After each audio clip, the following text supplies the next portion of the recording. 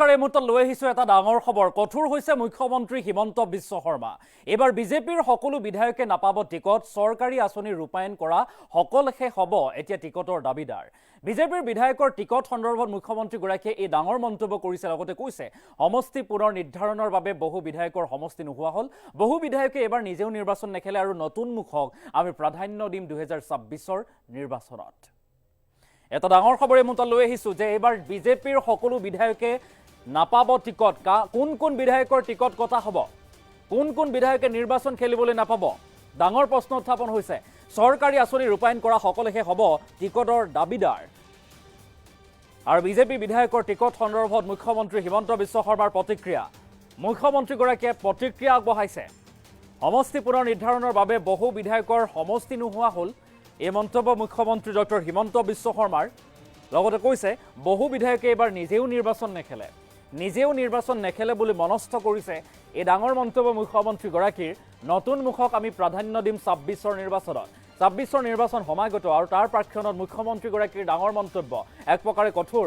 সকলো বিধায়কে যে টিকট পাব তেনে কোনো কথা নাই। যিসকলে চৰকাৰী আঁচনি ৰূপায়ণ কৰা নাই তেখেতসকলে টিকটৰ দাবীদাৰ হ'ব নোৱাৰে। আৰু এইবাৰ বহু সমষ্টি SC STৰ বাবে সংৰক্ষিত হ'ল। মুখ্যমন্ত্ৰীগৰাকীয়ে কৰিছে এই মন্তব্য। সংৰক্ষিত সমষ্টিবোৰত আমি নতুন মুখক প্ৰাধান্য দিম। বিজেপিৰ নতুন বিধায়ক হ'ব নেকি, নতুন মুখ আহিব নেকি 26ৰ নিৰ্বাচনত? আৰু এইবাৰ বিজেপিৰ সকলো বিধায়কে নাপাব টিকট। এক কঠোৰ বাৰ্তা প্ৰেৰণ কৰিছে মুখ্যমন্ত্ৰী হিমন্ত বিশ্ব শৰ্মাই।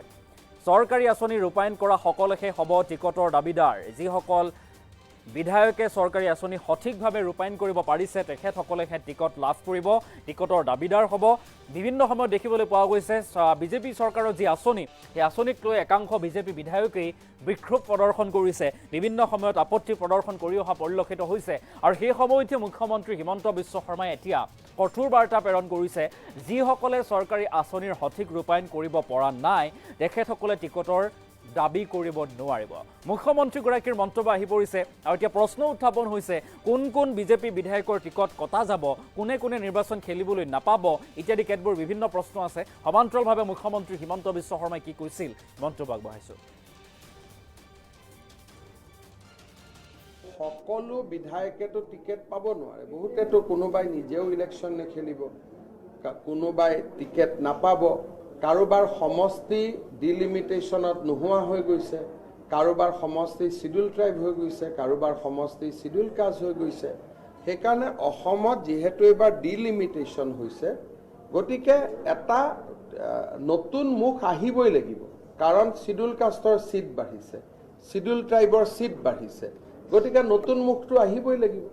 গতিকে নতুন মুখ অহাৰ ৰাস্তাটোতো কোনেও বন্ধ কৰিব নোৱাৰে। নতুন মুখ আহিব, কিন্তু কিমান আহিব, কি আহিব সেই কথাটো ক'বৰ কাৰণে এতিয়া বহুত সময়। কাৰণ চৰকাৰৰ আজি ইমান দিনটো আমি মুখেদি কৈ আছিলোঁ যে আমি আপোনালোকক মহিলা উদ্যমিতাত 10,000 টকা দিম, আমি CM আত্মনিৰ্ভৰশীলত আমি 2 লাখ টকাকৈ দিম, চাকৰি 2 লাখ কৰিম।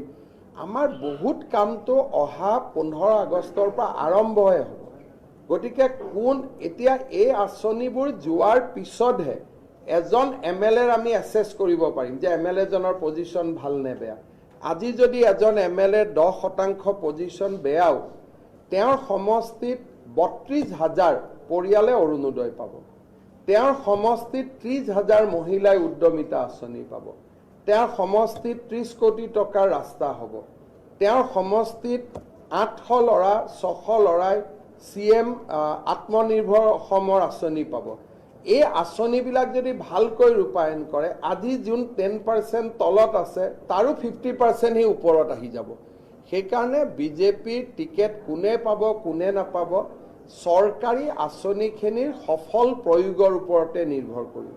সকলো বিধায়কেতো টিকেট পাব নোৱাৰে। বহুতেতো কোনোবাই নিজেও ইলেকশ্যন নেখেলিব, কোনোবাই টিকেট নাপাব, কাৰোবাৰ সমষ্টি ডিলিমিটেশ্যনত নোহোৱা হৈ গৈছে, কাৰোবাৰ সমষ্টি শিডিউল ট্ৰাইব হৈ গৈছে, কাৰোবাৰ সমষ্টি শিডিউল কাষ্ট হৈ গৈছে। সেইকাৰণে অসমত যিহেতু এইবাৰ ডিলিমিটেশ্যন হৈছে, গতিকে এটা নতুন মুখ আহিবই লাগিব। কাৰণ শিডিউল কাষ্টৰ ছিট বাঢ়িছে, শিডিউল ট্ৰাইবৰ ছিট বাঢ়িছে, গতিকে নতুন মুখটো আহিবই লাগিব। গতিকে নতুন মুখ অহাৰ ৰাস্তাটোতো কোনেও বন্ধ কৰিব নোৱাৰে। নতুন মুখ আহিব, কিন্তু কিমান আহিব কি আহিব সেই কথাটো ক'বৰ কাৰণে এতিয়া বহুত সময়, কাৰণ চৰকাৰৰ আজি ইমান দিনটো আমি মুখেদি কৈ আছিলোঁ যে আমি আপোনালোকক মহিলা উদ্যমিতাত 10,000 টকা দিম, আমি CM আত্মনিৰ্ভৰশীলত আমি 2 লাখ টকাকৈ দিম, চাকৰি 2 লাখ কৰিম। আমাৰ বহুত কামটো অহা 15 আগষ্টৰ পৰা আৰম্ভহে হ'ব। গতিকে এতিয়া এই আঁচনিবোৰ যোৱাৰ পিছতহে এজন MLAৰ আমি এছেছ কৰিব পাৰিম যে MLAজনৰ পজিশ্যন ভাল নে বেয়া।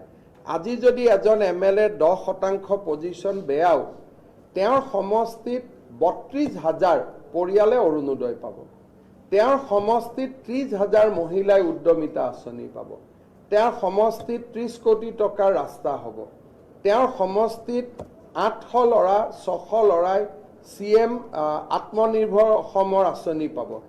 এই আঁচনিবিলাক যদি ভালকৈ ৰূপায়ণ কৰে, আজি যোন 10% তলত আছে তাৰো 50% হি ওপৰত আহি যাব। সেইকাৰণে বিজেপিৰ টিকেট কোনে পাব কোনে নাপাব চৰকাৰী আঁচনিখিনিৰ সফল প্ৰয়োগৰ ওপৰতে